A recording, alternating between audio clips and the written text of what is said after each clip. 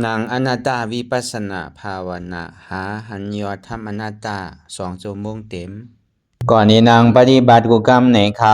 พร้อมกันไว้สาเยตนา3 เจ้าก่อนพุทธังที่พุทธาเจ้านั้นผู้เจมีเฮาคาไว้คาออกสาธุธรรมังที่ธรรมานาตาเจ้านั้นผู้เจมีเฮาคาไว้คาออกสังฆัง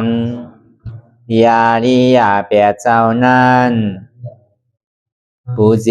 มีเฮาคาไว้คาออกต่อสืบกาเฮาติเลยดูคันธาเปิงดีพระตราสังขากรอิมาหังอัตตาภาวังพุทธัสสะปาริจาสามิกาติอันธาพาเปิงพี่แยมในดูตันพุทธาสาวเฮาออกอิมาหังอัตตาภาวังธรรมัสสะปาริจาสามิกาติอันธาพาเปิงพี่แยมในดูตันธรรมะสาวเฮาออกอิมาหังอัตตาภาวังสังคัสสะปาริจาสามิกาติอันธาพาเปิงพี่แยมในดูตันอาริยสังขารสาวเฮาออกต่อสิกว่าเฮาก็อ่อนกันเนาะผู้หลวงที่ปุญญาก็ปันโตอริยเจ้ากุเจ้าก่อนอริยเจ้ากุเจ้าค่ะในยามเมื่อไหร่ก็ดี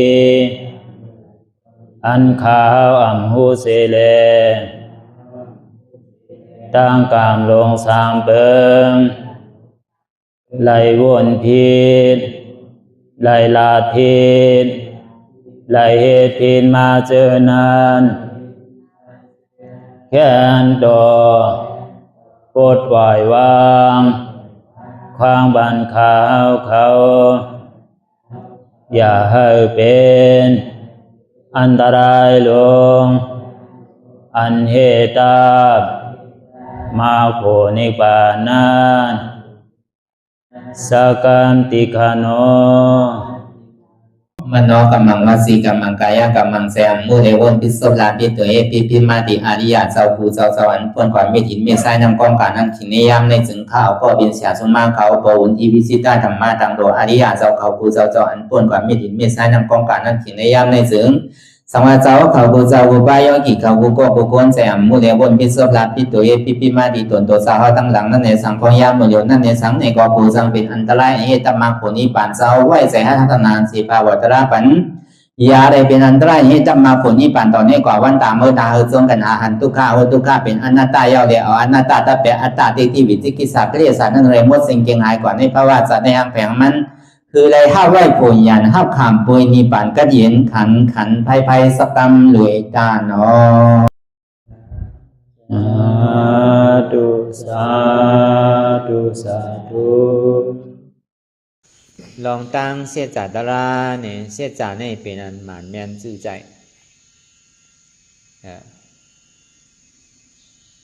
อย่าไปโกได้ถ่อมไรยินพอเดียวลองกันตาราวาเนี่ยเต้ก็มันเป็นมังกรเต้นั่นน่ะพอเดียวเอาตาราวาเพื่อกับพอเดียวหูเนื้อถ่อมเนี่ยเต้ก็หัวมันตึงใครถ่อมเหมือนข้าววานนั่นแหละของมันมึกหักมักเสือกมันเจึกยองยอเสือกอามออโลมันเจึกเสจึกเนมันเจึกมันยอมหับเปิงเต้นั่นน่ะพอดีว่าเต้คุยการตรานวันนั้นมันดึงผ่าไม่เวตานั่นน่ะมันดึงว่าซื้อนั่นน่ะพอเอาหูตาลาถ่อมเข้าใจดีๆเนี่ยก็ มันดีเป็นอาโจเป็นแสงดีอยู่ในองค์ในใจเอาไว้เสียแสงเรียนว่าได้เปิ่นว่างขายจำกัดนะเมียวแสงดีแสงมันมีน้ำนั่นนะเปิ่นเอาว่างขายจำกัดนั่นเมียวแสงดีเพราะมันมีในอกในใจเขาใหญ่ก่อเขาหมอไว้ว่างตัวว่างใจบอกว่าล่ะแสงดีอันว่านั้นเปิ่นรักซิมไว้ดีพอวันหนึ่งทาปลายมาเนี่ยเขาเป็นตั้งเจ็บตั้งไม่เขาเป็นลองตั้งเท้ามานีจากลองตั้งเจ็บตั้งไม่มานีจากลองตั้งไตมานีจากหัวเซต้าเนี่ยก็เวอร์เสียงดีมันมีในใจห้อมกับป้องกับว่าห้อมกว่าว่าเราลองเป็นนั้นเป็นไหนก็เบอร์อันเฮาวานี่ก็เบอร์ห้อมหู้ลองเฮาเท่าอันเฮาวานี่ก็เบอร์ห้อมหู้ลองเฮาเป็นอันเฮาวานี่ก็เบอร์ห้อมหู้ลองเฮาตายนั่นน่ะจังว่าอันเขามาพึกไว้นี่มันดีบ่พึกไว้ในแสงมันมีในใจแสงดีในเปิ่นบ้างขายเปิ่นบ้างเปียเปิ่นบอกในเปิ่นมันเท่าในกล่อมว่าลองเท่าในเปิ่นสิได้ยอมรับของมันบ่เท่าอยู่อาสาเขาเพิ่นนำมาเนี่ยฮัลโหลโหก็นี่เป้หอกนำไหนเนี่ยมันดีกันรอดไรมันก็เท่ามากกว่าฮู้ว่ามันหอกมากมันดีกันรอดไรเฮาก็ว่านี่เปิ้นก็ใครโคกันน่ะจังว่าแสงดีเนี่ยเปิ้นวางขายจำกัดเฮาจำกัดเปียนี่ลองว่าเฮาเท่าเฮาก็บอกคือเปิ้นฮู้ว่าเฮาเท่ากล้วยก็เฮาไปยอมรับว่าเฮาเท่าน้ำยาดีเข้มๆมีไอ้ซื้อมาปั่นเฮาพร้อมเฮาดียอมมึงลำอันนี้ของเปียนำเงินนี่เปิ้นเปียนำเงินนี่ตัวเจ้าเก่านั่นนี่เปิ้นก็เปิ้นหังก็เปิ้นยอมเท่าก็ในเพราะมันเป็นมันเจ็บมันไหมมันไข้มันหนาวมาเนี่ยป้อมพึ่งไว้เนี่ยก็เพื่อห้อมย่อมเจ็บย่อมเป็นเขาก็ว่าเอาเนี่ยมาปั่นเขาอินดูซื้อยาเนี่ยมาปั่นเขาอินดูยาสปายาเนี่ยก็มันมีจอดมีเจนนะบางพวกกินยาเมืองเป้งเนี่ยห้อมไปหายหนังเก่าเฮ็ดก่อให้มากกินยาโหเสือเนี่ยกินยาเสือเนี่ยนั่นแหละยาเกล็ดเนี่ยนั่นแหละกินก็ซ้ำหายหนังเก่าป้องยามอยู่ตั้งในมันซ้ำจึกกินมันหลุดเป็นยาตั้งปอดจานเนี่ยมันดีสั่งถูกก้นมันมืดเกยยาตั้งปอดจานก็มันก็ดีใครกินยาปอดจานนะพอมันมืดเกยยามอยู่ตีตองกี้ในเวียงเนี่ยก็มันก็ดีกับกินยาเกล็ดนั่นนะเขาว่าพอมันมืดเกยตีมันมีกลุ่มเมืองหรือเขาว่ามืดเกยตีของ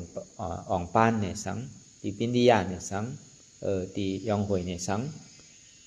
ตีสีเสียงเนี่ยสังตีวานเย็นเนี่ยสังตีสามเสียงนองหวานห้าสังใช่ไหมมันก็ตีว่ายาเปิ้นเนี่ยขึ้นยาเฮาเนี่ยยาเมืองเปิ้นขึ้นยาเมืองเฮาเนี่ยว่านั่นก็เบิ่มันมืดเกยไว้อ่ะน่ะตีเต้มันก็เป็นยาเหมือนกันก็หนังเก่าก็การตีไหนตีนั่นเขาก็ซ้ำหู้ทาดกันนั่นน่ะเนาะเพราะว่าคนตั้งในอย่าไปใส่เกลือเจียมมันจะดีแมนเขาพวกคนตั้งในเราใส่เกลือเจียมนิดนึงมันดีเลยเตอร์พวกกินก็หึงพอเตอร์ก็เดี๋ยวนั่นมันก็เย่าอันที่หมอยาเฮ็ดนั่นหนังเก่ามันก็เหมือนนั่นหนังเก่าลองตั้งเจ็บตั้งเปลี่ยนตั้งใหม่นั่นในเกาะเพราะเขาก็อยู่เมืองหนึ่งมันเขาอยู่ที่ไหนเพราะเขาก็อยู่เมืองไทยอยู่ตะคิเล็กเนี่ยสั่งที่ไหนเขาก็กินยาหมอไตกินสิก็ซ้ำหายก็เบิ่มันติดจับกับไว้ยาเก่านั่นน่ะมันย่ำตันกินย่ำป่นขึ้นบ่เคยหายเอาลูกก็เบิ่หางหลักก็เปิดบุปผาด่านใจติดจับกับยาเจ้าเก่าที่อันได้กินยาเจ้าเก่าที่ได้ยามมือด้วยนั่นก็เบิ่นั้นกินยาตั้งในมันแม่นมันโหลดสั่งซื้อมาเตียนเฮาอยู่เฮาเศร้าเตียนเฮายามอยู่นั่นมันจะดีแม่นนั่นน่ะนั่นก็เฮาก็ยามยินยามหันมาจะดีลาดก็นำเก่ายาเต้ก็เหมือนกันหนังเก่ากล้วยกาป้อมันใจยาตั้งในก็ซ้ำอับมันหนังหายนั่นแหละที่เต้มันก็หายก็หนังเก่านะเพราะมันกินเมียนก็เหมือนนั่นอ่ะเป็นอยู่เมืองเขาก็ว่ายาเขาเมืองเขาในแคมยาต่างเมืองเขาก็ดิมพัดกินหนังเก่าเปลี่ยนนั่นปองว่าคือหลาเนี่ยปองว่าเนี่ยก็ไปย้อมเจี๊ยบเตอนั่นน่ะไปย้อมไข่นั่นน่ะลองตั้งเจี๊ยบตั้งไหมเนี่ยก็ไปไข่มีเตอเนี่ยน่ะกล้วยกาปินนี่ก็ยาวยา มือมันทิ้งอะไรก็ทิ้งอะไรโจเก็บโจข้าวก็ในถึงมันเป็นนักเป็นหนามาเอาเนี่ยมันทิ้งแล้วลูกยาซื้อก็มันก็ตึงหายละนะพอจอดเอาหนักกำไหนยาไตเนี่ยพอจอดเจียวรู้กำไหนแต่ยาถึงห้องยาก็จอดเจียวรู้ในจีให้ถือละกล้วยกามังเสื้อมังรองมังเมียวเนี่ยก็เข้าก่อดูเอาตะลายาของนั่นแหละจังว่าเสียงนี้เนี่ยคือมันมีในตัวในใจเขาอย่างคือมันมีวางไว้จำกัดอย่างอินพอเท้ามากกว่าลูกหาซื้อคือมันหนุ่มพอมันเป็นมาเนี่ยก็สำหรับหาซื้อมันหายพอมันจำตายมากก็สำหรับหาซื้อนั่นคือมันติ่มตายนั่นน่ะพอดีว่ากำซื้อมันเตะทีเตะพอเขาหมออยู่จอมตราเขายอมห้ามสภาวะเสียจากตราคนเขาเกิดมากก็หัวมันต้องตีเท่าก็เปิดเกิดเยารู้จองมันนั่นโจก็หัวต้องตีเท่าก็กับเขาหลงหมอหูเท่าหลงหมอยอมห้ามว่าเขาเท่าเย้าเขาเก๋เย้าอย่าไปว่า10 ปี20 ปี30-40 ปี10 ปีก็มันก็เท่า10 ปีนั่นน่ะก็กับเขาหูว่าเขาเท่าก็กับคนนั้นเท่าฮาเตะหน้าหอโตเฮิรนมีลูกมีลางมีผัวมีเมย์เนี่ยก็เขาปองว่าเขาเท่าหรือเขาปอมีลูกมีหลานเขากูปอในเขาห้องปอห้องเมย์ก็ในไปทำห้องเขาเป็นปอเป็นเมย์เนี่ยปองเขาเท่านั่นเขาเป็นคนเท่าย่อกะตั้งเจ็บตั้งเป็นหัวมันเป็นมาดูอ่อนเป็นนั่นหัวเป็นไงหายไว้ก็คนหลงเป็นนั่นเป็นไงก็สำนานหายกันนั่นก็คนเท่าเป็นนั่นเป็นไงซ้ำหายหยาบมันเป็นสิ่งนั้นแกดีเต้แต่มันก็เป็นรองตั้งเสียจ่าตะลาอันทว่าถูกดีถ่อมหูใจว่าตายเอาไกวถ่อมใจว่าเป็นเอาไกวถ่อมใจว่าเท้าไกวถ่อมใจว่าเท้าไกวเฮ็ดใจว่าเป็นเอาไกวเฮ็ดใจว่าตายไกวเฮ็ดก็เท้ามาหูก็หนกตาก็โมเขียวก็วางเนื้อนังก็เหี่ยวลุกก็หยาบนังก็หยาบลุกก็ข้างนังก็ข้างมาตีให้ดูละใครเฮ็ดสมาไปเท้าพอเท้ามาสำเฮ็ดแล้วรู้สำเร็จจังเฮ็ดมันเท้าไหนเยาวจังเฮ็ดชื่อดีละจังเฮ็ดจังจ้างจังตื้อจังกรรมเหมือนเปิ้นอยู่ที่ไรก็กาที่ไรอยู่ที่นั่นก็ยะเนี่ยนะพอห้อมพึกไว้ลาเนี่ยก็เท้าก็เปิดกินข้าวอาศักยาวก็เปิดอยู่ในมันยาวไว้หนังเก่าเท้าก็เปิดกินข้าวในเท้าดอกเท้าร้ายก็หนังเก่าอย่าปีเหมือนอย่าปีมันเป็นนั่นจะว่าการตะลาคอสั่งสอนของพุทธะคำพราเป็นเจ้าเนี่ยมันใจว่าปุณดาก้นเท่าใจว่าปุณดาก้นเป็นใจว่าปุณดาก้นตายจ่องเขาว่ามาเมื่อเจ้านั่นน่ะเท่ามากวยมาจ้างตื้อกำเนี่ยตันเบิ่นเปลี่ยนมาเนี่ยก็สิดีมันบ่เปลี่ยนอยู่นั่นน่ะถึงมันนางเหมือนเท่าที่ไหนมันตึงหูว่ำขามไรนั่นน่ะก็เพิ่มมันไปยามพึกมาโลตีให้ดูล่ะตีมาขามไรซื้อมันก็พึกไว้ก็มันก็ใครมาปานตายก็เป็นมาแล้วนั่นพอตายมาเนี่ยก็เฮ็ดเนี่ยสิดิมันบ่ดีตายมันดีจังก็เฮ็ดซื่อมันบ่ขานอกขานใจน้ำหูน้ำตาบ่ให้ห้องนั่นที่ก็เอาตะล้านไรปันมันก็มันเข้าใจจังว่าอันเฮาไรมาจ้างคือกรรมเนี่ยอันเฮาไรมาถอมมายินตราเสียจาเนี่ยมันเป็นมังกราเตะปฏิโลดสวัสโสจาผู้ปิปฏิรูปเทสวัสโสจาผู้เปจากตาปุญญาตาอัตตสมาปฏิทินจาเอตมังกรมุตตมังเนี่ยจังว่าเตียนมันเป็นมังกรอันทอดอันเม็ดนั่นเป็นอองเตียนเฮาไรมาจ้างคือกรรมตลาวะอันนี้เป็นอองตีอันทอดเม็ดวะตีไรเป็นว่าเม็ดว่าทูว่าสั้นวะกว่าตั้งในเนี่ยย่อกะหายพวกกับสุดต้องร้อยในหวยในพระราสูในย่อกะเฮาหายเนี่ยมันใจว่านั่นมันเปลี่ยนแดนแก่ว่ามันใจเป็นมังกราวะเพราะเป็นนั้นในที่พระราเป็นเจ้าเฮาเกิดที่พระราเป็นเจ้าไรสัพพัญญูตัญญาณที่พระราเป็นเจ้าปรินิพพานนั่นก็ตัวโลกเมือเดียวตุกข้าเดี๋ยวเฮาปากพุนแสนพุนที่อยู่ด้านเช้าบนนั้นเมืองกลาเมืองอินทิยานั่นอันไหนเป็นที่พระราเป็นเจ้าเกิดก่อนมันก็ห้ามได้นุ่งโคก่อนนะอันตาเขาที่มุ่งว่ามันจังมีที่มุ่งว่าผลก่อมตกมันว่า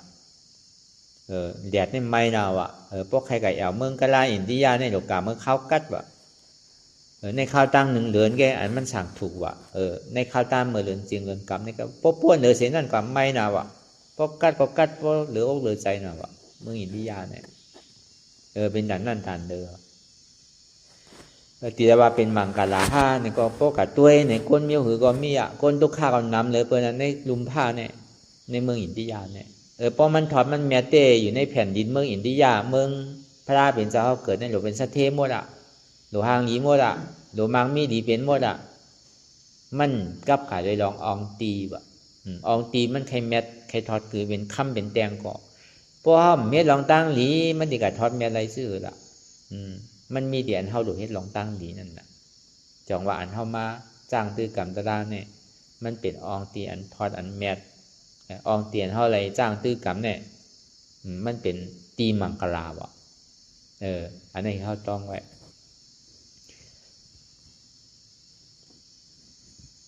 อาเสวนาจะปันลิตานันจะเสวนาปูจาจะปูจานิยานังเอตมังกรมุตตามังว่าอย่าเฮ็ดก่อกลเมึกว่าอาเสวนาจะ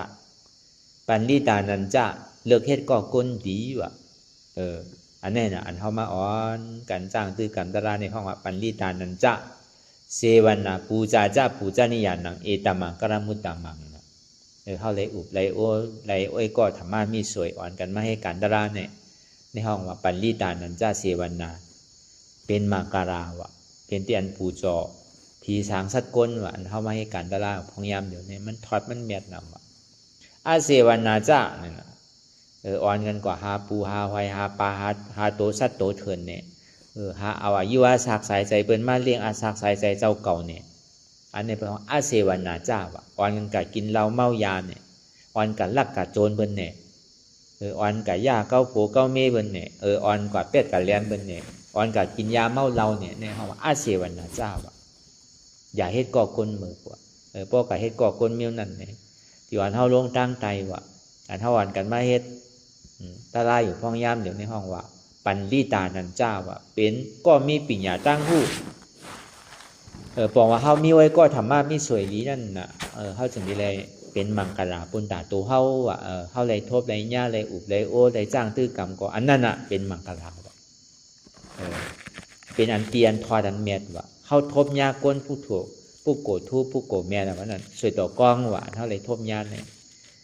จังว่าอันเฮาเลยสุดต้องมุงมองไว้นั่นอันนำสวยต่อกองนั่นอย่าพี่เลยป้องพอนั่นน่ะอันสวยต่อกองนี่เลยป้องพอนั่นอันนี้อันนั้นว่าเลยอ่อนกันไม่ให้กันตลาเนี่ยบอกว่าเขาทบยาสุดต่อกล้องถึงตาเดียนเขาเลยสุดต้องมุงมองไว้เตี้ยอันที่เขาเลยสุดต้องมุงมองไว้เขาเลยทบเตี้ยเนี่ยตัวไอ้วิโกนกันเลยทบเกาะมันโดนในยาเสียจาน้ำนั่นน่ะ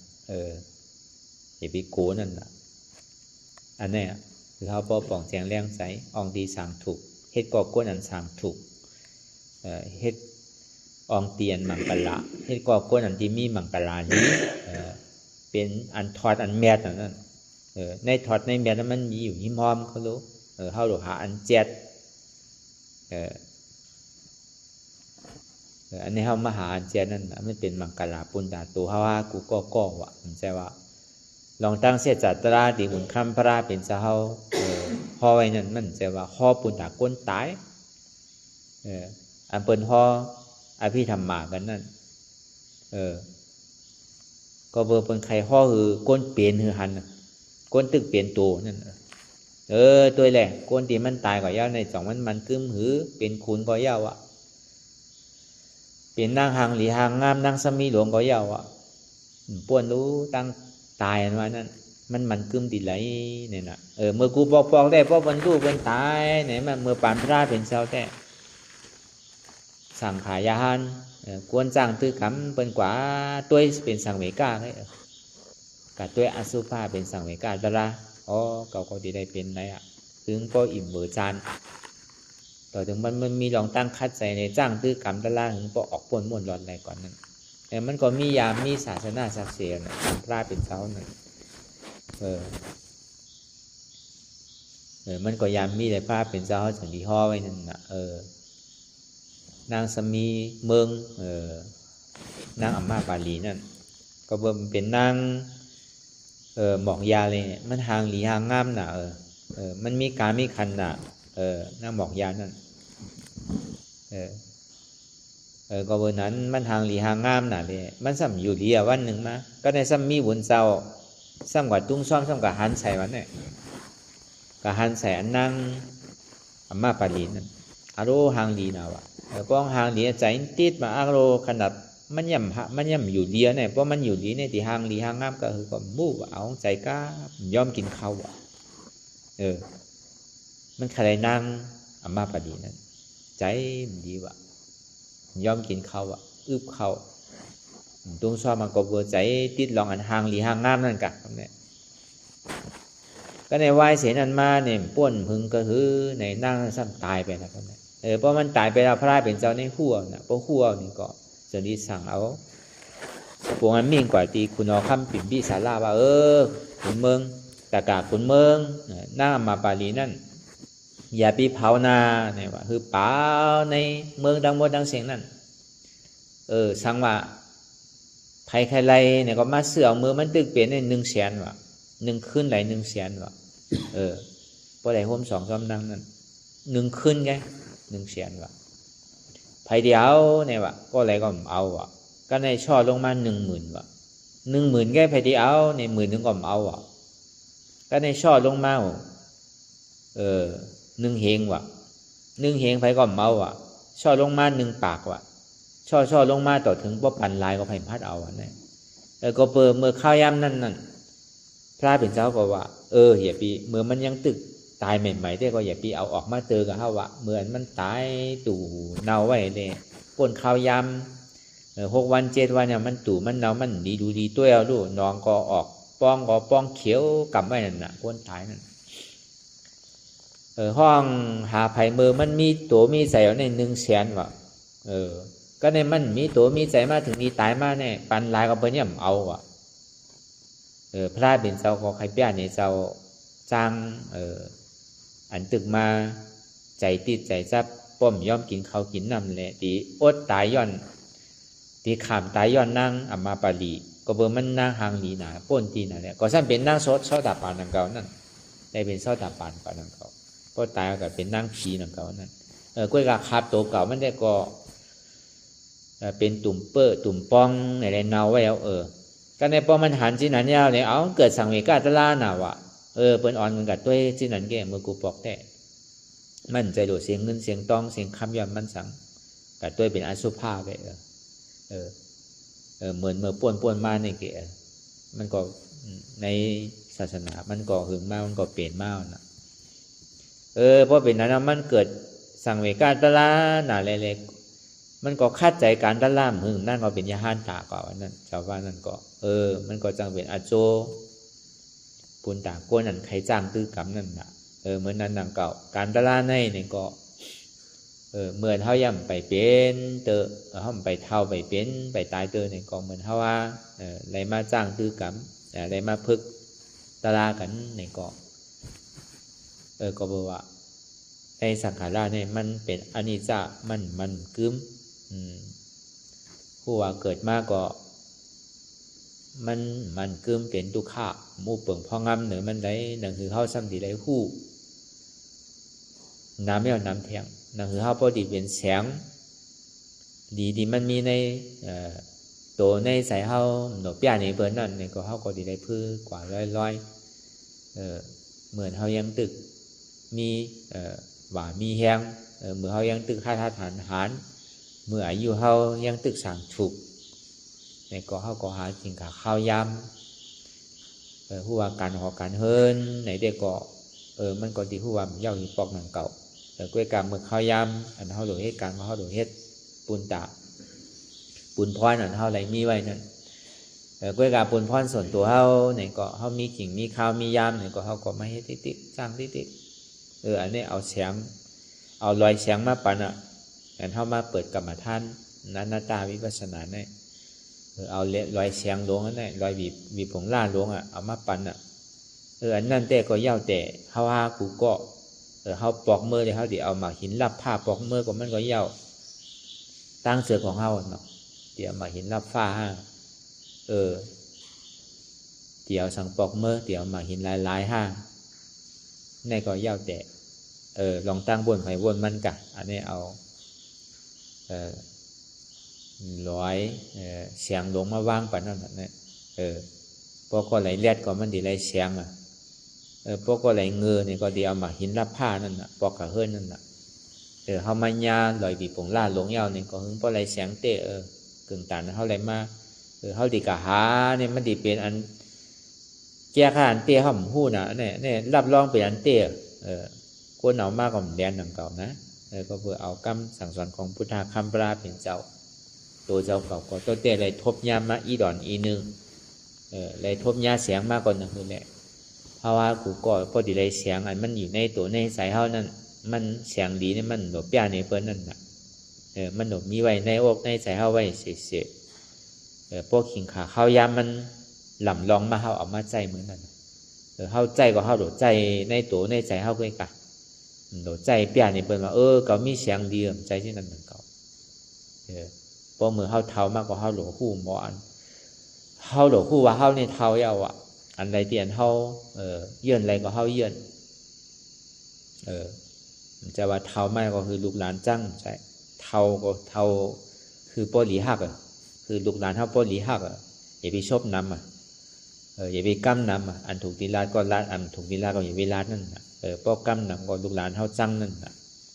ป้ออุบลองการตลาดได้ก็อยู่ดีไรก็ไผ่จังนั่นเก่าว่าตาคัมภราเป็นเจ้าเฮาเนี่ยลายตึกต่อศาสนาพุทธะเฮานั้นเปิ้นใครให้คือให้เฮาดูดีติ๊กอ่ะให้ก็มันเป็นดีเปิ้นใครงอคืองอเฮาดูซื้อเปิ้นติ๊กเฮ็ดก็ให้มากก็งอก็มันก็ซ้ำการซื้อนั่นเก่ามันเปงอมันซ้ำซื้อมานั่นเก่าเปิ้นใครถีคือถีปันติ๊กกำนึงสุดมากคิดสิ่งก่อนในนั่นเก่าอันเนี้ยลายตึกต่อตาดีตึกต่อหัวใจเปิ้นนั่นพอเฮาพึกไว้เนี่ยก็เฮาเท่าก็เท่าดีฮักอาศักนำก็ดีฮักแต่ว่าไก่ให้การละลายเอาในซ้ำปากซ้ำให้หรือเก่าต่อซ้ำใหญ่หรือเก่ารอบพันนำหรือเก่าโมห้ามาน้ำใหญ่หรือก็อันนั้นบอกว่ามันให้การละลามันหู้ลองตะลาพอคนนี้การตะลาเนี่ยต่อซ้ำมีนำก็มันมีเก๋มากพอมันเฮ็ดมันพอรอผ้าเฮาน้ำเนี่ยก็มันก็เก๋มากหมาหน้าเฮาสูงเนี่ยก็เฮาก็ยอมมาโมห้าน้ำเนี่ยก็โมห้าว่านั่นมันหู้นั่นเฮาก็โมหู้มาอันนี้เป็นเฮาว่าเป็นคนในการลาเฮาเท่าก็หมออยู่จอมเท่า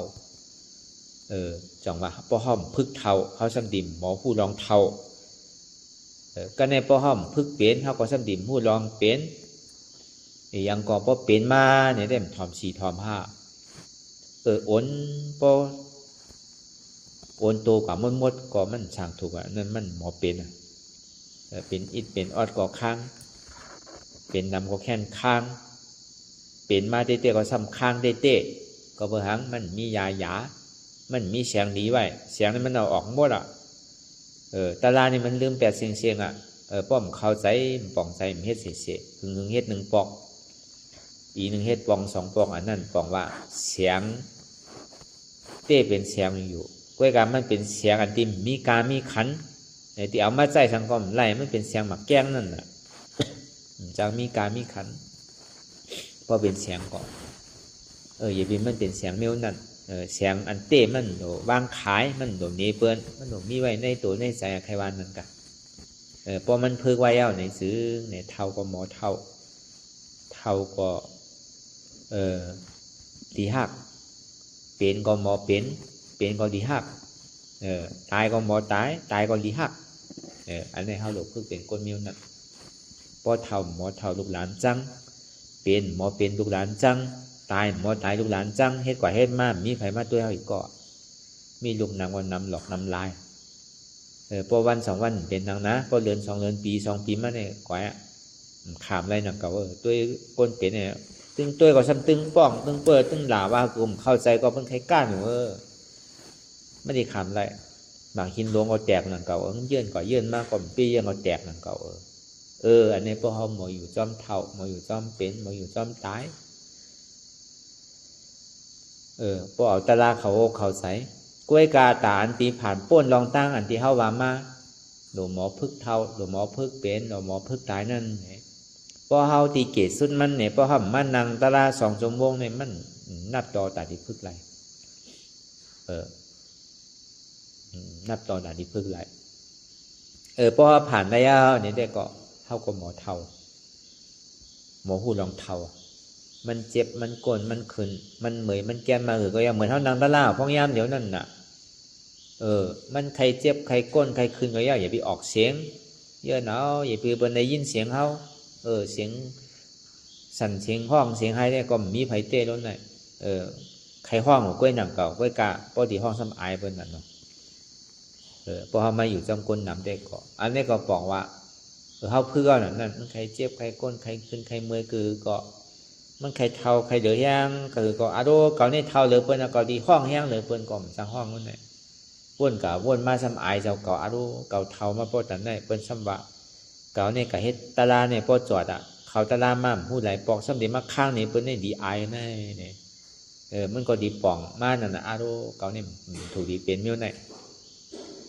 กัมมีเสลียในหนังเก่าเสลียมิ้วไหนก็ดีรักเสริงไว้หนังเก่าเดียวออกนี้เปิ้นอันนี้เฮามาพึกนั่นน่ะเฮามาพึกลองอันเท่านั่นน่ะเท่าก็หมอเท่าดีฮักเฮาใจว่าเฮาเท่าเดือเปิ้นอย่างนี้เฮาใครว่าชื่อว่าเฮาใครห้องชื่อห้องเฮาใครชื่อใครได้มันช่างถูกก็รู้จังว่าเฮาไม่กันตะล่านี่ยุ่มยำว่าก็ได้ยินน่ะเนาะเสียงห้องมันเต็มไปหันมีก็เตือนเก่าห้องในใจเนี่ยก็ห้องหัวอันห้องในใจได้หัวมีกูก่อนนะเวลาไผ่ยินหนังเก่าให้ห้องก็ห้องในใจได้ไผ่ได้ยินจำเฮาอย่าไปออกโซกออกเสียงก็เย้าเนี่ยปองมาเฮาเยื่อนอะไรนั่นเท่าก็หมอเยื่อนลองเท่าแล้วมันเจ็บอกเจ็บใจน่ะหรืออกเลยใจน่ะขานอกขานใจน่ะตุกข้านน่ะน้ำหมูน้ำตาขี้มุกขี้ยังบ่ไหลหรืออกเลยใจน่ะกำต้องเจ็บกำเอวเจ็บกำหูเจ็บกำกลเจ็บกำขาเจ็บก็ยังเยื่อนกันได้อยู่ยังอดกันได้เพราะปอดอกคนในห้องว่าอดว่ะเพราะความดังในเนี่ยบายคือก็มั่วเยื่อนในก็ป่องใส่มั่วอยู่เยอะความไตหลวงในห้องว่าเยื่อนเยื่อนเอาเป็นถึงก็ยาวเจ็บคือก็อย่างยืนเป็นเลยยินลองอันเขาเจ็บเก่าในเท่าเลยเปิ้นในชื่อก็เก่าดีเจ็บเลยเปิ้นเก่าในหนุ่มเลยเปิ้นเก่าก็ดีเจ็บเลยเปิ้นเก่าในปีเลยเปิ้นเก่าดีเจ็บเลยเปิ้นเก่าในยอมเลยเปิ้นเก่าดีเจ็บเลยเปิ้นเก่าในเป็นบุญเจ้าแล้วเจ็บเลยเปิ้นเก่าในเป็นคนยิงคนใจแล้วเก่าในเป็นคนเท่ารู้เนี่ยก็ใครว่าก็ว่าก่อนเนี่ยว่าในใสก้มไปได้ยินเตือนว่าอันว่าออกซบได้ก็อันนี้ก็เจ็บก็ยังหมอเยื่อนอยู่เนี่ยในบอกว่าเขามาพึกตาดีเห็นหูลองเจ็บอันนี้เขามาพึกตาดีเห็นหูลองเจ็บเจ็บก็หมอเจ็บนั่นน่ะอันถ้าว่าเป็นโอกาสตั้งเจ็บตั้งไหมได้มันคืออันถ้ามันนั่งหันเวทนาเนี่ยปฏิวัติเตบางปอกต้องเจ็บเขาก็หากินยาต้องเจ็บก็ยังหายกว่าตัวแก้บตัวข้าวอันนี้พอมันเจ็บกว่ามันหมดเนี่ยมันถึงมาหันไผ่ล่านั่นน่ะก็การมือเฮ็ดใกล้ซ้ำเจ็บเตะเจ็บนะหรือเดือดใจถึงดีพอมาหายหมดก็เพิ่งก็เพิ่งมันเป็นตาลามันจะนี่เป็นนั้นอันนี้เขามาพึกไว้เอานี่มันใครเจ็บหัวก็มีหัวอนัตตาเจ็บต้องก็มีต้องอนัตตาเจ็บเอวก็มีเอวอนัตตาเจ็บขาก็มีขาอนัตตาเนี่ยปองว่าอันเขาหมอวนวางเสื่องเนี่ยปองว่าเขาเห็นคู่ยอกาตั้งเป็นเขาเจ็บตัวอย่าคือเจ็บใจมันใครเจ็บมากก็ยาวสิติมันใจของเขาน่ะอันเท่าเย็นอะไรคือก็เย็นอะไรมาหมังเสื้อหมังเมียวยอกาคอป้อมยาวซ้ำหายหนังเก่าหมังเสื้อหมังเมียวนั่นยาก็หายยาก็หายหนังเก่าก็การหมังเสื้อหมังเมียวยอกานั่นยาก็ป้อมยานี่มันหาย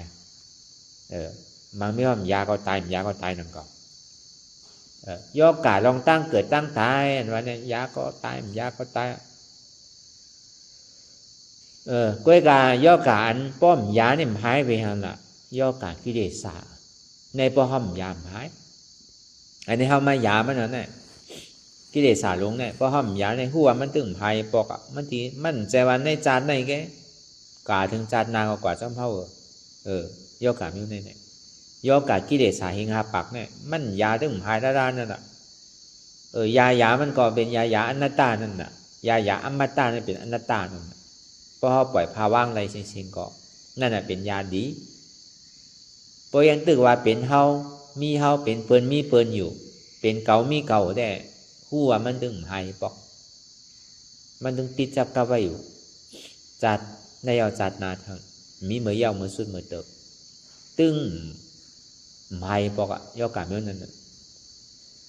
ในป้อมยาได้เต็มหายเหมือนนั้นอันเข้ามาเฮ็ดจ้างตื้อกรรมตลาพ้องยามเดี๋ยวนี้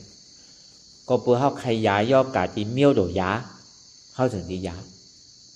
เหมือนหนังหมอนั่นน่ะเหมือนหนังแชวุนเหมือนหนังหมอยานั่นน่ะโดยยาจับเมียวมันนั่นน่ะป้อมยาจับเมียวก็หายนั่นน่ะก็เพิ่นนั้นนี่แหละเพราะว่าได้มาจ้างตื้อกรรม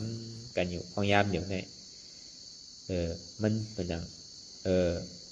loại sáng đốn loại vì cũng la đốn anh ấy còn không được ảo không đi ảo sáng ha đi ảo mà hình lắp pha bọc hơn là thì có sáng lý nên mình mi thì anh chép nên là sẽพอเย็นเจ็บเย็นทุกข์อะไรก็อันนั้นอ่ะมันเป็นแสงlýนั่นเพราะว่ามันเย็นเจ็บเย็นทุกข์อะไรก็เป็นหมากหินลาผ้านั่นน่ะพอเย็นอะไรก็เป็นแตงค่ำอ่ะเย็นอะไรเป็นลำไม้วะพอเย็นอะไรเป็นแตงค่ำวะไผ่แห้งๆเผาใส่โลมแห้งไผ่ลูกดินแคมน้ำแห้ง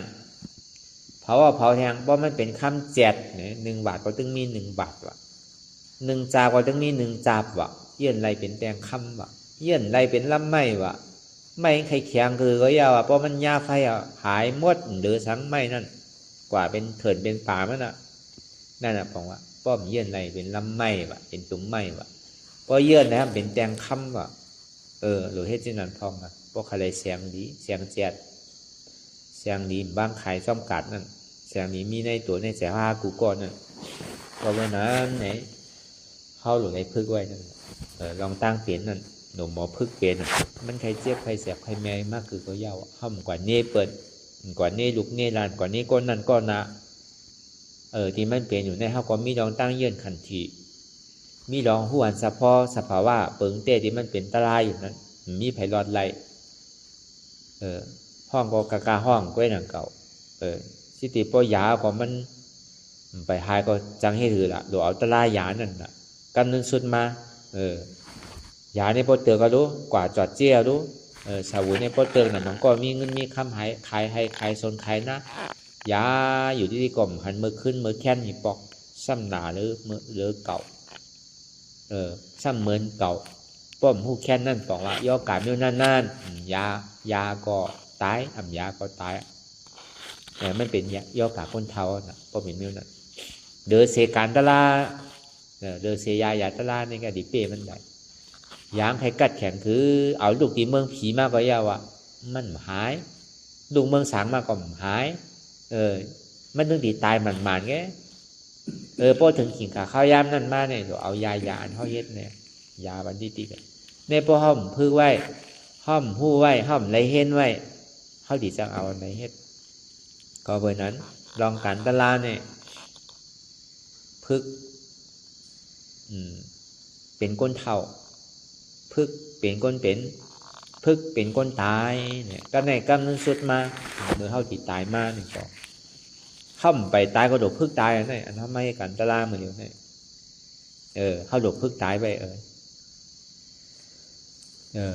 โดดใกล้ๆในยินอย่าไปโกเลยถอดในยินลองตั้งตายเนี่ยมันเป็นมังกรลาเนี่ย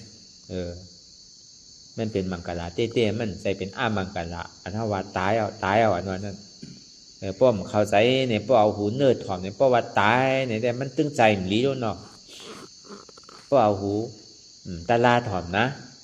มันตึงมาใครยินลองเท้าลองเป็นลองตายเนี่ยสมาวาลองเท้าลองเป็นลองตายที่ตีแน่อโลมันได้ใครได้ถอดได้ยินมาหางยีน่ะ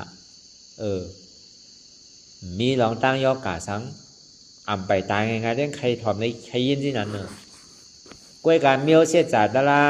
พระเป็นเจ้าวันนั้นมันเป็นนั่นน่ะมันเข้าว่ามาตั้งแต่เงาเพราะมันเป็นเสียจ่าตลาอันแจดเนี่ยแต่มันผ่าไม่เวตาเท่าก็ตึงมามันเป็นเท่าก็ตึงมาเท่านั่นน่ะเป็นก็ตึงมาเป็นนั่นน่ะตายก็ตึงมาตายนั่นน่ะทุกข้าก็พูดว่ามันเป็นทุกข้านั่นน่ะมันดีมีอะไรล่ะอันเป็นสุขาแต่มันมีเต้นน่ะจอนี้ว่ามันเป็นทุกข้าเสียจ่าวันนั้นมันมีน่ะสุขาเสียจ่านั่นป้อมเหตุการณ์มัน หรือเสตั้งปึกตั้งเมื่อตั้งเสียงนั่นเตียนเฮาความมาต่อถึงเมื่อเดียวเนี่ยหรือเสตุกข้าใครน่ะพอมาวนทัดสังตัวเนี่ยมันมีอะไรล่ะอันสุขาที่เด่นมันมีบางเผาบางปอกนั่นวนด้วยอีเดียเฮาคาไลลวดเฮาคาไลเฮือนเฮาคาไลโคนนุงเฮาคาไลโคยองใช่ไหมเนี่ยจะว่าคาไลเมื่อปลูกเนี่ยเอากระซื้อกับเหนียวมันใจรู้อันเท่าคาไลนั่นเก็บชิมหอมขายข้าวขายพักเขาว่าขายโถแห่ขายข้าวมิ้นขายข้าวแขกเก็บมันเหมือนอย่างดุคาไลเสียงเก๋เนี่ยนะเขาว่าตีมีเงินกับซื้อบันก็เหนียวมีรู้ขายข้าวมันก็ขายข้าวมันก็ขายข้าวเขะมันก็ขายข้าวมิ้นมันก็เลยขายคำย้อนมันก็จะดีเก็บอะไรมาได้ต่อง่ายๆแล้วนั่นใจข้าวยามเป็นเรือนเป็นปีแล้วนั่นก็ซื้อกำเหลียวกันน่ะทางว่าป้อมบ่มีหนึ่งใครมีสองใครมีสามเพื่อนก็เหมือนนั้นเพราะก้นเขาแค่เหลือใจแค่ตุกข้าก่อนนะเพราะเป็นก้นเพราะมีหนึ่งมีสองมีสามแต่อันเป็นก้นก็เพราะตุกข้าตัดแนวน่ะพอดีว่าเต้ในรอบการในเดี๋ยวเสียตุกข้านี่มันมีอะไรอันเปียวอันม้วนอันโจแก็บโจข้าวกันอันว่าอะไรมาทบเนี่ยเพราะเขาซ้ำกลุ่มกามันเป็นอันดีอยู่แล้วผู้มันหนังม้าผู้จักขี่กินขี้อยู่ที่ในก่อยน้ำมันตัวเจ้าก่อนมักหักเสือเนี่ยมันเป็นขี้เขาตึกเล็กกินอยู่ตึกนั่นอยู่ได้มันสั่งถูกเหมือนนั้นว่ะมันใจเป็นของดีอันทางดีทางงามนั่นทางดีทางงามเพราะเสียงดีมันโจรหัวน่ะนั่นเป็นโจรโลงนั่นเพราะทางดีมันโจรตานั่นจ่องมันอยู่หลอกอยู่หลายก้อมใจเพราะมันหอมน่ะมันซ้ำโจรหุ่นหลังเฮานั่นเพราะดีกินให้มันโจรลิ้นโจรชอบเฮาน่ะเพราะดีนุ่งให้มันโจรตัวเฮานั่นเพราะเจิกอกเจิกใจน่ะให้มันโจรใจเฮาทางก่อนนั่นมันย่าไปปอกเขาเนี่ยกลุ่มการคือโจรอยู่ตึงวันน่ะโจรเป็นวันโจรเป็นเดือนโจรเป็นปีนั่นเป็นโจรโลงนั่นมันดีโกดีกากนั่นเก่าเพราะเขามูดต่างสภาวะเตียนมันเป็นเนี่ยตีเตะพอมาวนทัดสามตัวตั้งแต่เขาเกิดมาต่อถึงพ่อยามเหลียวในเดือเสตุกข้าเนี่ยตีอะไรว่ามีอะไรทั้งเอาวะตีพระเป็นเจ้าเขาว่าตุกข้าเสียจานว่าได้เป็นมานจื้อใจเป็นตลาดเดียนเม็ดหล่อนตอนเกเต้นั่นน่ะอันนี้จอนี้เขามันเป็นตุกข้าเสียจาเป็นอันหมานแมนจื้อใจเต้ในเฮาฮาเนี่ยบ่ไรผู้ฮับยอมฮับสภาวะเตียนมันเป็นอยู่ในนี่ก็อันนี้ยอมฮับเสียจาตลาสารคัดตุกข้าเสียจาเนี่ยมันเป็นโพนาโจไว้หนังเก่าเหตุทางเงาเจ้าเนี่ยมันลูกเตียนเขามีความอยากใครเป็นอันเนออัตตาเต็มที่อันนี้เป็นเหตุทางเขาจ้องมันเปิ้นมีเหลือเก่ามีเหลือเปิ้นแต้มเหลือเก่าแต้มเหลือเปิ้นพอเปิ้นมีเหลือเก่าหนาโลเปิ้นพอเปิ้นเปลี่ยนเก่าก็ซ้ำไข่แขนเหลือเปิ้นมันเป็นเช่นนั้นก็เปิ้นมีเฮาก็เปิ้นมีเขามีกับนั่นก็เปิ้นเอาลองตั้งเปิ้นนี่แหละมาตุ้มเตอลองตั้งตัวเจ้าเก่าคัดเย็นอะไรนั่นน่ะพอมาหันขึ้นตัวตั้งพิษเจ้าเก่าเนี่ยมันจังกะหาตั้งพิษไว้ไว้เหมือนหนังแผ่นลิ้นเมืองใจเฮาเนี่ยอันบวยอันทางอันจ้าอันเอ็ดเสร็จเปิ้นถมลงใส่ไผเผาขุดกูเจอกูลองพันขุดทุบตีแต่ที่เอามาเฮ็ดอีลินเนี่ยเฮ็ดหมักอุดเนี่ยใช่ไหมขุดก็ขุดทุบก็ทุบป้อก็ป้อเผาก็เผามันตอนค้างนี่ไผปอกแผ่นลิ้นเมืองนั้นอันบวยอันทางอันจ้าขี้ใส่เยี่ยวใส่ถมใส่ก็คือก็แผ่นดินเมืองว่ามาป้องท่าหลานนี่เขาตอนยินเกาะตอนยินบอกหัวใจเขาเนี่ยไว้ใจเหมือนนั้นมันจะดีแก่นแข็งไรวะเนี่ยหัวใจเขาเนี่ยเพราะไว้ใจเหมือนนั้นยาวเนี่ยมันจังเอาก็เลยมาเป็นหยาดสู่เขายาวอ่ะเพราะไว้ใจเหมือนหนังเขาเหมือนหนังแผ่นดินเมืองเนี่ยอันนี้ก็สั่งดีเอาเขาอกเข้าใจหนังเก่าคอสั่งกำสอนพุทธะคำปลาเป็นเจ้าหนึ่งคอหนึ่งไหลเนี่ยเพราะเขาหมอเอาใจเนี่ยเป็นตลาดเตะก่อนเขาปนตั้งตุกขาดเตะคอไหลเสียมบะ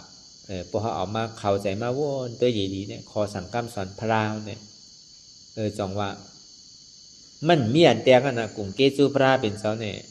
พอดีใครเนี่ยอ่านโหวันโหเดือนโหปีมันอ่ะต่อโจสุดปันหลายชิบหลายปักหลายร้อยจัดเกาะชุดเชียงเลยวะกลุ่มเกจูพระเป็นเจ้าเนี่ยก็วันนั้นอะไรมาจ้างตื้อกังตึงกันเขาเป็นคนพุทธศาสนาเตะจังว่าพอเขาตายก็เขาหลุมหมอตายนั่นน่ะตายโดยรองตาลาเนี่ยเดี๋ยวก็ให้เธอเป็นก้านหินป้อมตายโดยรองตาลามันเป็นอัตราเปียดเนี่ยให้เธอเป็นไม้ใส่ย้อนเท่าพิษก้อนนั้นพิษก้อนนะใจลำห้างก้อนนั้นใจลำห้างก้อนนะดูอยู่ตีกงตีไกลก็ป้อมในอยู่กัดเย็นเย็นเขาไข่หันก้อนในกะได้ห้องมาป้อมมาใจลำใจกำก้อนในก็ลุมลาเก่าเส้นก็มันไรนะว่าเป็นที่นั้นป้อมหมอตายในเด็กก็มันดีให้เธอเป็นทุกข์ขาใจย้อนเท้ามันดีให้เธอเฮาเปินเป็นตั้งไม้ย้อนเท้าก็เปินนั้นเท่าไม้ขันลานเฮาที่ได้พึกจุนโตจุนใจจุนเจ็บจุนตายนั่นไหนตายก็ปล่อยมันตายนะเฮ้มันเจ็บมาถึงอกถึงใจพอดีพูดใจตายพอดีเกิดเนี่ยก็ตายก็ปล่อยมันตายเย้าสิที่เฮามาพึกตายลงมันตายเต้นหนังเก่ารับรองมันมีนางตลาดตายเด้พออึบเข่า7 วัน10 วันเต็มหัวตายเต้นหนังเก่านั่นอันนั้นมันนางตลาด2 ชั่วโมงมันจึงมาตายมันเป็นไรตัวหนังผีมันน่ะคนตายดีมากเอาดีๆนะเพราะเขาตึงนางตลาดมันใส่เขาอันนั้นเต่าเนี่ยผีมันน่ะก็ไปช่างเอาเตอเนี่ยเพราะเหตุการณ์ตลาดมันเมียดถึงแบบนั้นนะอารมณ์มันตึงเหตุการณ์ตลาดเนี่ยคืออันเก่าดีมาเอามาตายเนี่ยก็เป็นอัตตาหลงเนี่ยมันซ้ำตึกวนเป็นอนัตตาเนี่ยเก่าดีเอาอัตตาตายอนัตตาเนี่ยก็เอาตายอะไรเนี่ยว่านั่นมันเมียดเพราะเกิดนั่นเพราะเขาป่องแสงแรงใส่อนัตตาจังว่าอย่าวิโกตายก้อยกาปอเป็นขาเก่ายาวเก่ากวนเก่าโตเก่าหนึ่งปันเพื่อนปันค่ายปันได้นั่นเต็มรับรองหมอตายเตี้ยวนั่นเต้ห้อมจอมเสียจ่าลงเขาพิกดีเสียจ่าอธิษฐานเขารู้อันนั่นเต็มคำนะนั่นเต็มรับรองนั่นเก่าแล้วก้อยกาปอนางเพื่อนหนึ่งแต่ก่อนรับรองเอาอาศักเจ้าเก่าฮัดแหลกกำเดียวมันตายพอถึงเธอตายมากเกาะทำป้วนตั้งตายก่อนทางเก่านั่นพอป้วนขิงขาข้าวยามมันมาเนี่ยกวนเท่านี้มันมีขิงไว้กวนก้อนไหนดีตายมือไหนข้าวยามไหนเหมือนเขาตึงนางตะล่าเนี่ยเขาว่าข้าวยามขิงในไปคำบอกเขาไหนกวนก้อนไหนซื้อก้อนไหนดีได้ตายกวนกามมือผีมาหน้าคนตายจำไม่เนี่ยเขายังตึงวนเป็นอนัตตามันใจเก่าลูมูเปิงไรลูพี่มาด้านหน้านี่มันจังเอาอันมันดีมาเอาเนี่ยเป็นอัตตาว่ะนั่นพวกกะตีกับวักเอาเนี่ยเป็นอนัตตาน่ะมันดีเอาเมื่อข้าวยามเขาตึกว่าเป็นขาเก่ายาวเก่าตัวเก่าใจเก่าเจ็บเก่าอารมณ์เก่ากูตายน่ะก็ไปใครตายอันนั้นน่ะมันมาไวน่ะนั่นพี่มาด้านหน้าพอมันมาดีโหมมีโหมมาดีขามมีขามมาดีตัวมีตัวมาดีใจมีใจมาดีเจ็บในก่อนใจก็พี่มันนั่นจังเอาทีใดมันนั่นถ้าการได้ไปว่าพอป้นขิงขาข้าวยามมันมาสำรอดไปแบบนั้นอาศักนั้นเนี่ยมันเป็นรองเตี้ยนิรันดร์เนี่ยก็เพราะมันเป็นรองเต้ในสันนิรันดร์เนี่ยมันจะเป็นรองอาปุ่มมันจะว่าเป็นรองอาปุ่มใกล้มันใจเนี่ยก็เพราะว่ามันเป็นรองเต้ลองหมันลองแมนเนี่ยเท่าจากดินลาดนี่ค่ะอันนี้กูเขาว่าป่องแจงแรงใจเข้าใจเนี่ยอันที่ได้ฮอตลาวันเหมือนนี่ก็เพื่อคือเขาปอแรงหมอเท่าพึกเท่าอย่างหนึ่งเลยครับปอดีหมอพึกเป็นก็เขาโดดพึกเป็น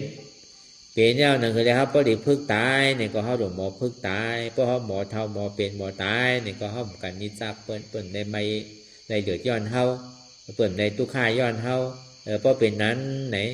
ในข้าวปัจจุบันอยู่จอมไผ่อยู่ตีไรก็มันก็เย็นดินนั้นในเป็นภาวะสวยต่อกองสวยต่อเมียสวยต่อกอง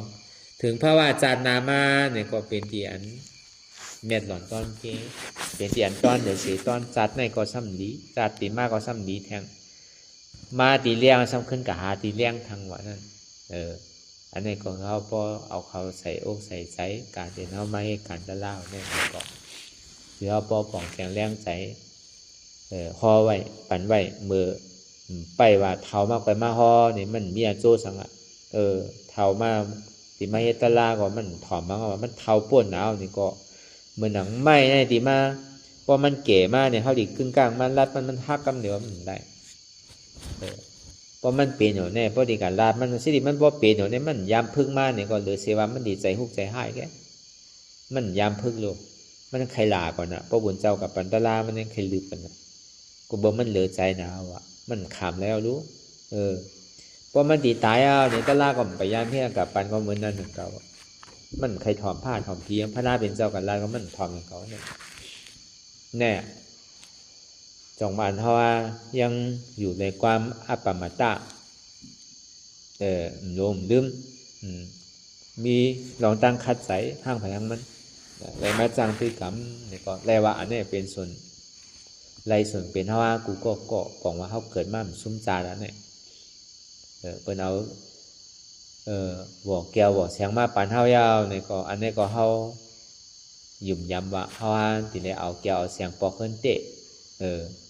เฮาที่ได้มีเสียงมีแก้วที่อันเมียวเป็นหมอหลักหมอชนใดนั่นนี่ก็เฮากูก็นี่ก็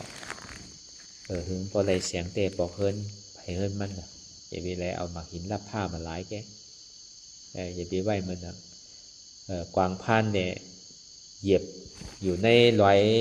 เสียงหัวซ้ำหูจักเสียงขี้ใส่เยี่ยวใส่พอเขาหมอเอาก็ไรก็หมอเอาเนี่ยแค่ให้เดี๋ยวเสียได้มาหินก่อนนั้นน่ะมาหินว่าจังรับผ้าอันไรสังล่าเนี่ยหรือใจมาหินก็ไล่เห็นมาเห็นก่อนให้มาซ้ำอิ่มไหมซ้ำโกไปแล้วนั่นนะบอกว่าเมื่อนังกวางพานเล่มหูจักแสงในขี้ใส่เยี่ยวใส่เนื้อมันเนี่ยนะเป็นแสงเตะกล่อมหุ่มและอาโจอย่างนี้นั่นนะเอามาหินรับผ้าปอกเฮินยังตั้งและอาโจหนึ่งเก่าเนี่ยเฮ็ดมาหนึ่งปอกก็แค่เหลื่อมเฮ็ดนั่นก็เท่าว่าจะว่าปันแห้งว่าเฮ็ดหนึ่งปอกนะแล้วกูคำกูขึ้นในตัวเฮ็ดติ๊กอ่ะก็เปิดการอันตีสอดส้นอยู่ก้องยามอยู่เนี่ยมันปูนตาตัวเจ้าเก่าไว้นั่นเนี่ยไผดีหิมไรล่ะมีไผหิมนู้นเนี่ยมันจะว่าเป็นอ่านอำนาจอะไรเต็กเตียงใจนู้นเนี่ยก็ไรเฮ็ดก็นั่นไรกันนะพอดีจังกับหิมไผก็ในเฮ็ดนั่นแหละเปิ้นนี่มาหิมเฮาเป็นไรดูเฮาเฮ็ดนะฮะสนิทเพเปิ้นก็เปิ้นก็ทำจังไรหนังเก่า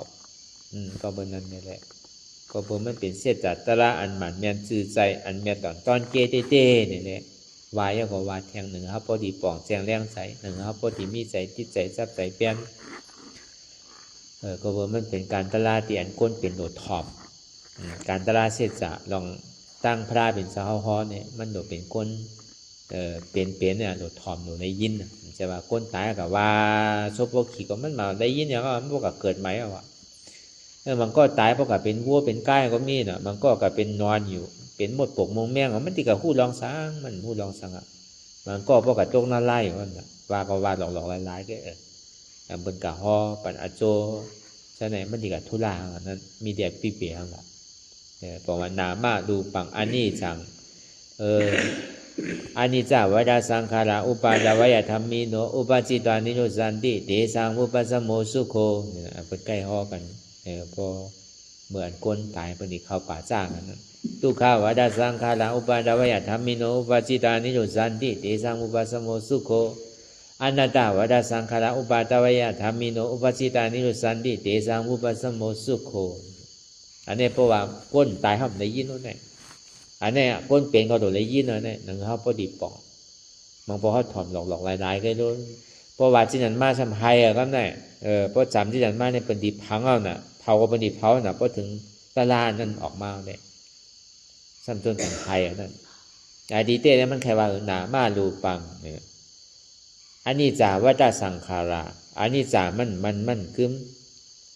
วัฏสังขารามันเป็นโปรเลียลายค่ายกว่าเพราะว่าหนึ่งเอาเพราะว่าหนึ่งติ๊กอุปาตาวายธรรมิโนก็บ่มีใจอุปาทานจับต้อยไว้แลอุปจิตวานิโรสันติก็บ่มีใจติดใจจับใจจ้อยใจเปลี่ยนไว้แล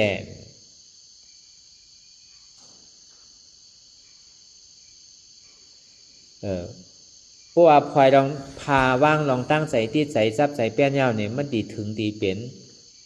สุขาดีก็เย็นไรเตเนี่ยใครว่าสินั้นอย่าไปกัดใจติดใจซับใจแป้นสัง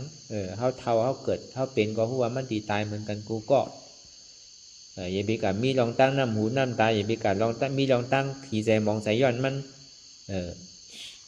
พอหูลองตั้งสภาวะนี่มันกึมหีเมียวเนี่ยกำนึงสุดมาเนี่ยเฮาติแลอันมันกึมติปนทุกขาเตเนี่ยปองว่านั้นทุกขาวดาสังขารอุปาทวยธรรมิโนอุปจิตวานิโยสันติเตสังอุปสมโมสุโขอันนี้ก็เป็นนั่นเก่าทุกขาวดาสังขาราอันเท่าไรมาสังขาราขันธาลงเนี่ยเป็นทุกขาเนี่ยอุปาทวยธรรมิโนก็เปลือว่ามันมีใจอุปาทใจติดใจจับใจเปลี่ยนใหม่เนี่ยธรรมะลองตั้งอันใจติดใจจับใจเปลี่ยนในภาว่างเปลี่ยนเลยๆเพราะว่ามันภาว่างเปลี่ยนลองตั้งทุกขาขันใจผู้อันสัพเพราะว่ามันเป็นทุกขามันคือแมวในซึ้ง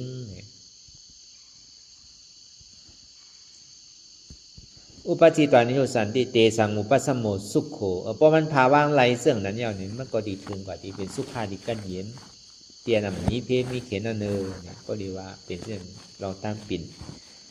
อนัตตาวดาสังขาราอุปาทวยธรรมิโนอุปจิตวานิโยสันติเตสังอุปสมโมสุขโขอนัตตาแล้วก็บอกว่ามันเกินเป็นทุกข้าคานใจในเป็นอนัตตาเพราะใส่ตั้งเหนือลงตั้งไตเหมือนหนังบวกไม่มีตาเหมือนหนังตุ้มกล้วยมีร่อนอนัตตาวัฏสังขารามันเกินปิ่นหุ่นแรงลายข่ายกว่าติ๊กอุปาทวยธรรมิโนก็เบอร์มีใส่อุปาทานติดจับกับหอยไว้แลธรรมิโนก็เบอร์มันเป็นตราภาว่างแปลลองตั้งใจติดจับหอยนั่นนี่แหละ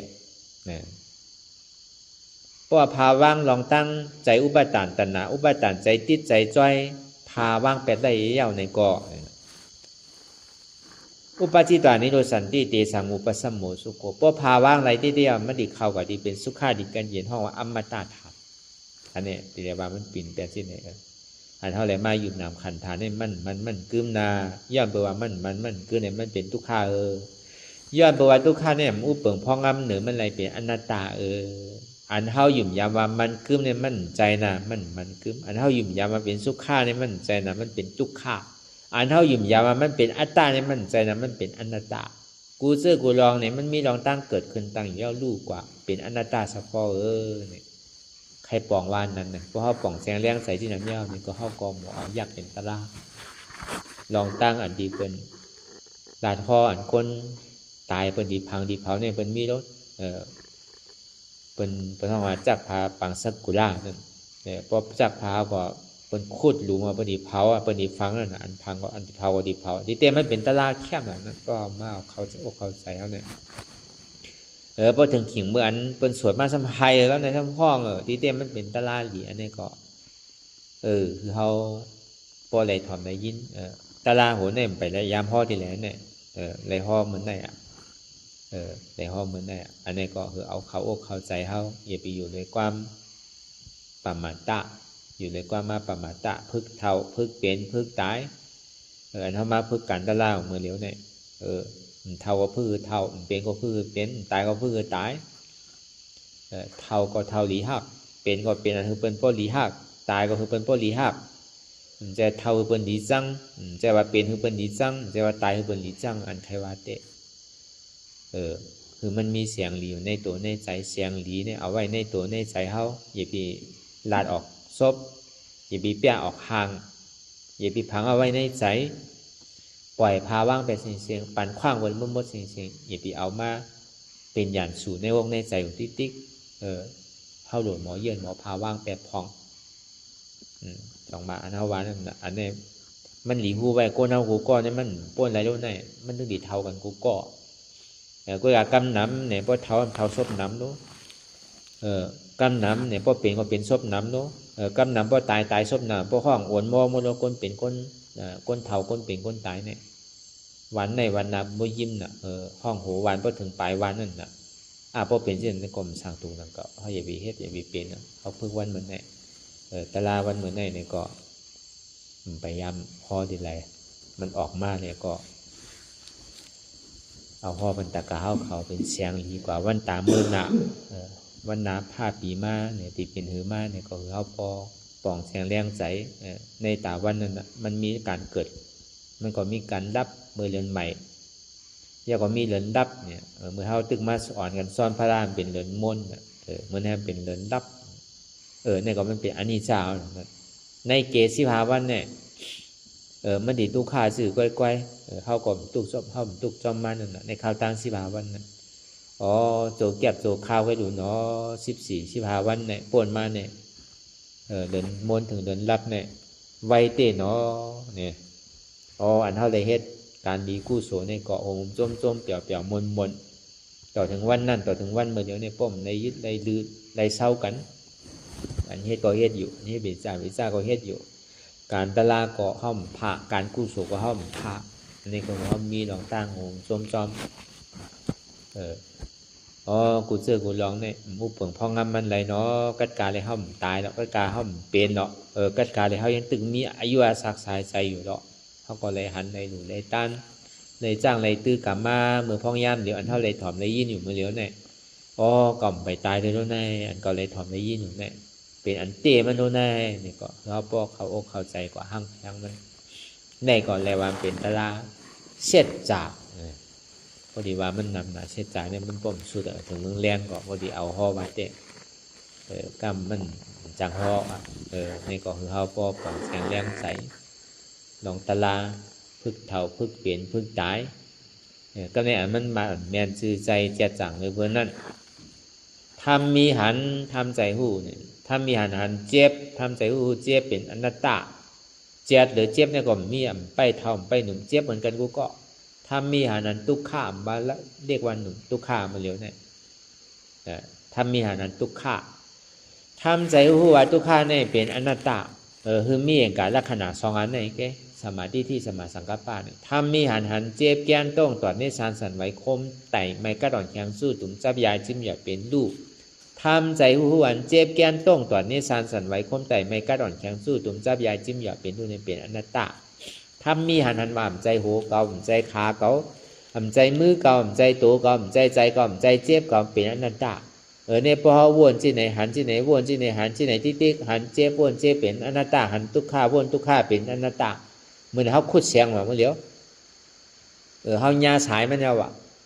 พอเขาเยื่อนเจ็บไรนี่ก็เจ็บนั่นตีหายพอเยื่อนทุกข้าไรนี่ก็ทุกข้านั่นตีหายพอเขาตัดอัตตาไรนี่ก็เขาตีไรเสียงอ่ะพอขุดกว่าติ๊กมือหูหลูเงาไม่ได้ก็หยาบอิดพอขุดกว่าติ๊กพอมันถึงเงินมาแล้วหันเงินมาลอยๆนี่ก็ไรเสียงอ่ะนี่พอไรเสียงเลี้ยวนี่ก็ซ้ำฉาสามสาวอ่ะซุ่มจัดก้นอ่ะครับเนี่ยก็วันนั้นเขาเกิดมากกว่าอยู่คือซุ่มจัดก้นนั่นบิดซุ่มอันเขาเป็นก้นพุทธะคืออะไรเสียงหลีเสียงเตะคืออะไรยาอ่ำตายยาหลีนั่นน่ะเขาโดนอะไรมันเป็นส่วนใดส่วนเป็นเท่าว่ากูก็นี่ก็คือเขาวนยาว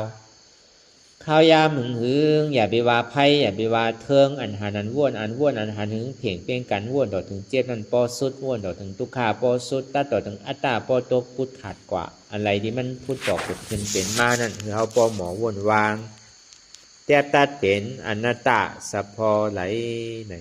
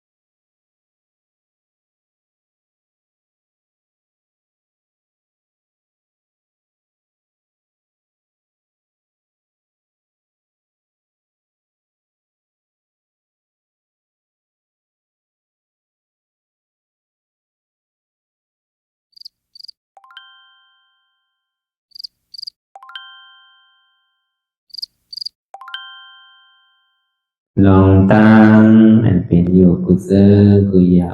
ย้ายข้องคำไว้ที่ใส่หูถอดถอนออกที่ใส่หูมันออกเสียงก่อนสภาวะอะไรก็ดีลองตั้งอะไรก็ดีอันเกิดขึ้นมาที่อยู่ตัวที่ใส่ที่เจ็บสนั่นถอดถอนออกที่ใส่หูมันออกเสียงสภาวะอยู่ธาตุสี่เปิงสนั่นเจ็บเย็นโตกอดเนตสั่นไหวโคมไต่ไม่กัดอ่อนแข็งสู้ตุนทรัพยายจึงอยากเปลี่ยนดูสภาวะอยู่ธาตุสี่เปิงสนั่นตีหนังธาตุกว่าผู้ทรัพย์ตีอัตตากว่ายึดว่ามีโตมีใสมีเจ็บสนั่นเอาบ่วางเป็นอนัตตาไหลลองแสนพ่องบิวอยู่อันเฮาว่นลึกว่นเลยอยู่เป็นเดิมเป็นลาวอยู่ซึ่งในสาวถอดถอนออกตีใส่หูมันออกเสียงก่อนยอมกึดยอมออกยอมลงอันเฮ็ดให้เฮายินดียินให้เสื่อมอารมณ์เสื่อมถึงใสถึงคอไว้ตีมันยืดไว้ตีมันเป็นทุกขานั้นควรปล่อยวางออกที่ใส่หูมันออกเสียงก่อนลองเสื้อเป็นทุกข้าเลยลองย้อนถึงใสหลายๆอย่างมันเกิดขึ้นมาตีตัวตีใสตีเจียบสนั่นควรวางย่อเสียก่อนก่อยค่ายย้ายลายหนึ่งพื้น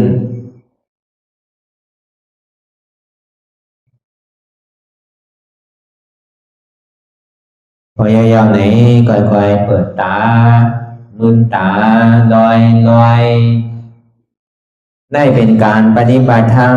โคตรอายธรรมอันเกิดขึ้นที่โตที่ใสที่เจ็บอันนั้นโคนหาเหตุหาเงาพระจองทุกขันนั้นต่อสื่อการในเฮาที่ได้ส่งเมตตาถึงวิเนยสัตวะทั้งหมดทั้งสิ้นก่อนอิดาเมปุญญังอาสวะคายังนิบานังวาหอตุมาปุญญาภากังสเปสัตตาสัมมาลาภันตุอีตังเมปุญญังอันเฮาคาไลมาตือกรรมปฏิบัติวิปัสสนาภาวนาหาอัญญธรรมอนัตตาในอาสวะคายังเปียนันถาสัพตัดเปนาสวะสีเปิงเสียวแลนิพพานังตีนิพพานันขอดูให้ถึงเสกัมติคามาปุญญาภากังพรดีอันคามานาวิปัสสนาภาวนาทรงยืนปันสเปสัตตานังเดียวปอเมสลาญาติกาดึงเคเจอเคได้ก็แลจากว่าสัตวาทั้งสิ่งทั้งดวงนั้นสมาลาพันตุอะไรพรดีนำกันตั้งเฮาคา ตังสิงสกรรมติคาโนสาธุสาธุสาธุ ต่อสิกว่าเฮาพระอ่อนกันเนาะผู้หลวงที่ปุญญาก็ปันโตอริยเพศเจ้ากูเจ้าก่อนอริยเจ้ากูเจ้าค่ะในยามเมื่อไหร่ก็ดีอันข้าวอ่ำหูเสเลตั้งกามลงสามเปิงไหลวนพิษไหลลาดพิษไหลเหตุพิษมาเจอนานแค้นดอกปดปล่อยวางความบันขาวเขาอย่าให้เป็นอันตรายลงอันเหตุตามาโผนิปานันสกันติคาโนมโนกัมมังวสีกัมมังกายกัมมังแสมมุเรวนพิศลาปิตัวเอพิมาติอาริยะเจ้าภูเจ้าสวรรค์พ้นก่อนเมถินเมษายนำกองการนั้นขินนิยามในจึงข้าวก็บินเสียสมาเขาปวุนทีวิสิตาธรรมะตังโดอาริยะเจ้าเขาภูเจ้าสวรรค์พ้นก่อนเมถินเมษายนำกองการนั้นขินนิยามในจึงสังวาเจ้าเขาภูเจ้าภูบายอกิเขาภูก็ภูกวนแสมมุเรวนพิศลาปิตัวเอพิมาติตนตัวสาวตั้งหลังนั่นในสังพยามโยนั่นในสังในกอภูสังเป็นอันตรายเหตุมาโผนิปานเจ้าไหวใส่หัตถนานสีภาวตระปันยาได้เป็นอันตรายให้จำมาผลนี้ปั่นตอนนี้กว่าวันตามเมื่อตาเฮจงกันหาหันทุกข้าทุกข้าเป็นอนัตตาเยาเดียวอนัตตาตาเปะอัตตาติวิจิกิสาเกลียสารนั่นเลยมดสิ่งเก่งหายกว่าในภาวะสัตว์ในอังแผงมันคือเลยห้าไหวผลยันห้าขามปุยนีปั่นก็เย็นขันภัยสกรรมหลวยตาเนาะสาธุสาธุ